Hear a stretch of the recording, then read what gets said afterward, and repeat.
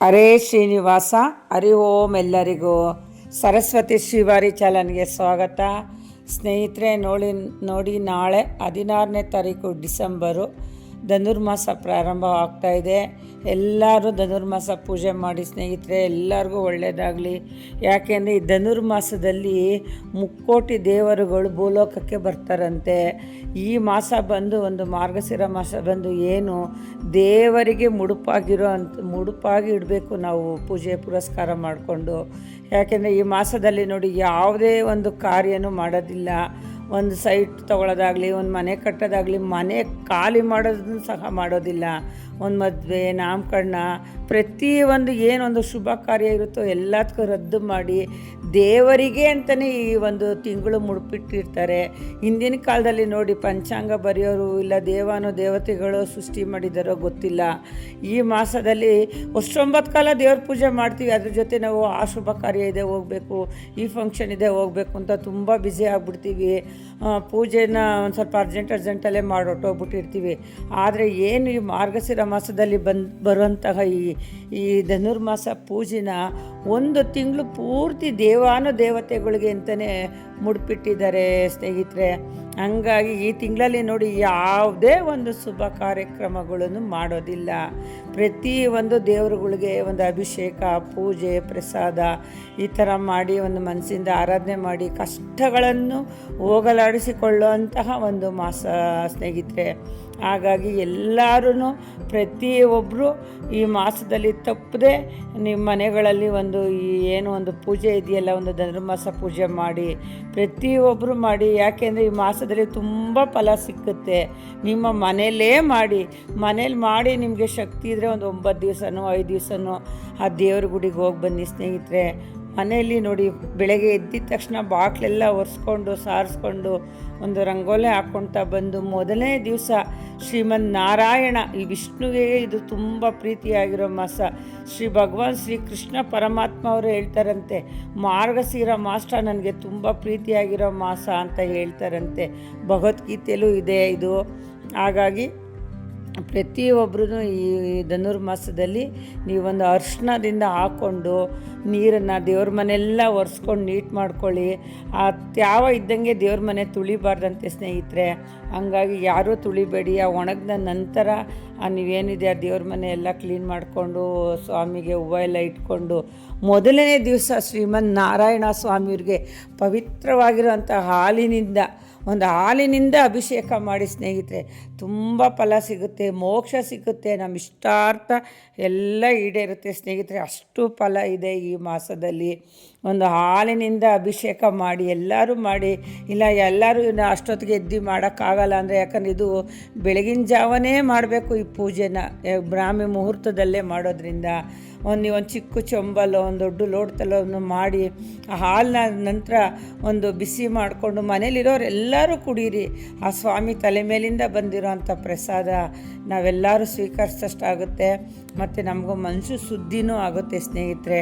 ಹಂಗಾಗಿ ಒಂದು ವಿಷ್ಣುಗೆ, ಒಂದು ಕೃಷ್ಣ ಪರಮಾತ್ಮನಿಗೆ ಒಂದು ಅಭಿಷೇಕ ಮಾಡಿ ಮೊದಲೇ ದಿನ ಮಾಡಿ ನೀವು ಮನೆಯಲ್ಲಿ ಯಥಾಶಕ್ತಿ ಒಂದು ಹೂವು, ಹಣ್ಣು, ಹಂಪಲು ಎಲ್ಲ ಇಟ್ಟು ನೀಟಾಗಿ ಒಂದು ಪೂಜೆ ಮಾಡಿ. ಎಲ್ಲ ಪೂಜೆ ಮಾಡಿದ್ರೂ ಹೊಸಲು ಪೂಜೆ ಮಾತ್ರ ಯಾವುದೇ ಕಾರಣಕ್ಕೂ ತಪ್ಪಿಸ್ಬೇಡಿ.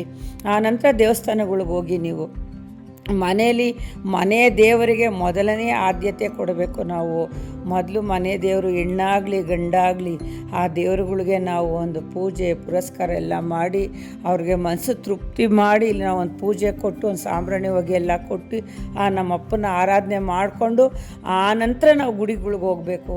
ಗುಡಿಲೂ ಅಷ್ಟೇ ಸ್ನೇಹಿತರೆ, ನೀವು ಒಂದು 6 ಗಂಟೆ ಒಳಗಡೆ ನೀವು ಒಂದು 5-5:30 ಒಳಗಡೆ ಹೋಗಿ ಒಂದು ಎಳ್ಳು ಬತ್ತಿ, ನೀವು 9 ವಾರನೋ 10 ಒಂದು 5 ವಾರ ಎಷ್ಟು ದಿನ ಆಗುತ್ತೋ 9 ದಿನ 5 ದಿನ 3 ದಿನ ಈ ಥರ ಒಂದು ಅರ್ಸ್ಕೊಂಡು ಎಳ್ಳು ಬತ್ತಿ ಹಚ್ಚೋದ್ರಿಂದ ನಮಗೆ ಶನಿ ದೋಷ ಕಡಿಮೆ ಆಗುತ್ತೆ, ತುಂಬ ಒಳ್ಳೆಯದಾಗುತ್ತೆ, ಮೋಕ್ಷ ಸಿಗುತ್ತೆ, ಇಷ್ಟಾರ್ಥ ಈಡೇರುತ್ತೆ. ಯಾಕೆಂದರೆ ಈ ಮಾಸದಲ್ಲಿ ಯಾವುದೇ ನಮ್ಗೆ ಟೆನ್ಷನ್ನೇ ಇರೋದಿಲ್ಲ, ಯಾವ ಕಾರ್ಯಕ್ರಮವೂ ಇರೋದಿಲ್ಲ. ಭಗವಂತನಿಗೆ ಆರಾಧನೆ ಮಾಡೋಕ್ಕೋಸ್ಕರನೇ ಈ ಮಾಸ ಬಂದಿರೋದ್ರಿಂದ ದಯವಿಟ್ಟು ನೀವು ದೇವಸ್ಥಾನದಲ್ಲಿ ಕಣ್ಣು ಮುಚ್ಚಿ ಆ ಭಗವಂತನ ಮುಂದೆ ಕೂತ್ಕೊಂಡು ಬೇಡ್ಕೊಳ್ಳಿ.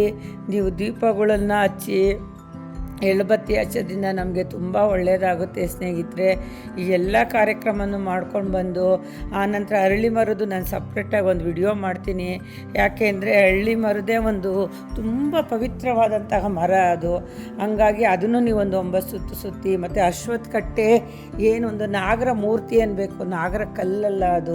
ಎಷ್ಟೋ ಜನ ನಾಗರ ಕಲ್ಲು ಅಂತಾರೆ, ಅದು ತಪ್ಪು ಮಾಹಿತಿ. ನಾಗರ ಮೂರ್ತಿಗೆ ನೀವು ಒಂದು ಸ್ವಲ್ಪ ಅರಿಶಿಣದಿಂದ ಅವ್ರಿಗೆ ಪೂಜೆ ಮಾಡಿ, ಮತ್ತು ಒಂದು ಚಿಕ್ಕ ಲೋಟದಲ್ಲಿ ಹಾಲು ತೊಗೊಂಡೋಗಿ, ಯಾಕಂದರೆ ಜಾಸ್ತಿ ಹಾಕೋದ್ರಿಂದ ಎಲ್ಲ ದೇವ್ರ ಮೂರ್ತಿ ಎಲ್ಲ ಸ್ವಲ್ಪ ಇದಾಗುತ್ತೆ.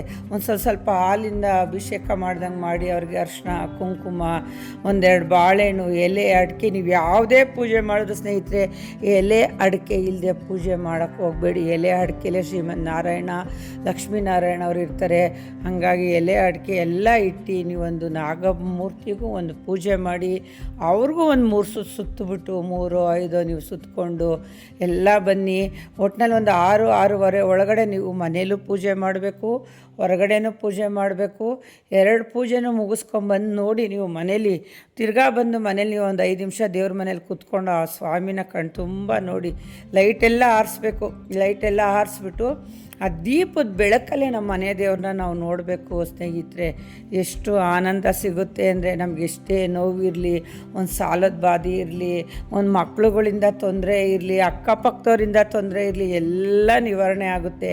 ಈ ಪೂಜೆ ಮಾಡಬೇಕಾದ್ರೆ ಬೇರೆಯವ್ರ ಮನೆ ವಿಷಯನೂ ನಾವು ಮಾತಾಡೋಕ್ಕೆ ಹೋಗ್ಬಾರ್ದು, ಬೇರೆಯವ್ರ ಬಗ್ಗೆನೂ ನಾವು ತಲೆ ಕೆಡಿಸ್ಕೋಬಾರ್ದು. ನಮ್ಮ ಮನೆ, ನಮ್ಮ ಸಂಸಾರ, ನಮ್ಮ ವ್ಯವಹಾರ ಎಷ್ಟಿದೆಯೋ ನಾವು ಅಷ್ಟನ್ನೇ ಭಗವಂತನ ಹತ್ರ ಕೂತ್ಕೊಂಡು ಆರಾಧನೆ ಮಾಡಬೇಕು ಸ್ನೇಹಿತರೆ. ಈಗೆಲ್ಲ ಮಾಡೋದ್ರಿಂದ ನಮ್ಮ ಕುಟುಂಬಕ್ಕೆ ಎಲ್ಲ ಒಳ್ಳೆಯದಾಗುತ್ತೆ ಸ್ನೇಹಿತರೆ. ನೀವು ತಪ್ಪದೆ ಈ ಒಂದು ಧನುರ್ಮಾಸದಲ್ಲಿ ದೇವ್ರಿಗಾಗಿ ಮುಡುಪಿಕ್ಕಿರೋ ಅಂಥ ಈ ಮಾಸದಲ್ಲಿ ಎಲ್ಲರೂ ಪೂಜೆ ಮಾಡಿ. ಈ ವಿಡಿಯೋ ಇಷ್ಟ ಆಗಿದರೆ ಸಬ್ಸ್ಕ್ರೈಬ್ ಆಗಿ, ಲೈಕ್ ಮಾಡಿ, ಶೇರ್ ಮಾಡಿ ಸ್ನೇಹಿತರೆ. ಧನುರ್ಮಾಸದಲ್ಲಿ ಆದಷ್ಟು ತಣ್ಣೀರು ಸ್ನಾನ ಮಾಡ್ತಾರೆ. ಇನ್ನೊಂದು ಮುಖ್ಯವಾಗಿ ತುಳಸಿ ಇಲ್ಲದೇ ನೀವು ವಿಷ್ಣು ಪೂಜೆ ಮಾಡೋಕ್ಕೆ ಹೋಗಬೇಡಿ. ಪ್ರತಿದಿನವೂ ಒಂದೊಂದು ದಳನ ತುಳಸಿನ ನೀವು ವಿಷ್ಣು ವಿಗ್ರಹಕ್ಕೆ ಇಡ್ತಾ ಬನ್ನಿ. ನೋಡಿ ನಿಮಗೆ ಫಲ ಯಾವ ಥರ ಫಲ ಸಿಗುತ್ತೆ ಅಂತ. ಹಾಗಾಗಿ ನೀವು ಯಾವ ಹೂವನ ಇಡಿ ಸ್ನೇಹಿತರೆ, ತುಳಸಿ ಹಿಡ್ದೇ ನೀವು ಪೂಜೆ ಮಾಡೋಕ್ಕೆ ಹೋಗಬೇಡಿ. ಯಾಕಂದರೆ ಈ ನಾರಾಯಣನ ಮಾಸ, ವಿಷ್ಣು ಮಾಸ ಇದು. ಹಂಗಾಗಿ ನೀವು ಈ ತುಳಸಿಯಿಂದ ನೀವು ಆ ಶ್ರೀಮನ್ನಾರಾಯಣನಿಗೆ ಇಟ್ಬಿಟ್ಟು ನಿಮ್ಮ ಇಷ್ಟಾರ್ಥ ಎಲ್ಲ ಬೇಡ್ಕೊಳ್ಳಿ. ನಿಮ್ಮ ಕೈಲಾದಷ್ಟು ಒಂದು ಸಣ್ಣ ಪುಟ್ಟ ಒಂದು ನೈವೇದ್ಯನ ಆ ಸ್ವಾಮಿಗೆ ತೋರಿಸ್ರಿ.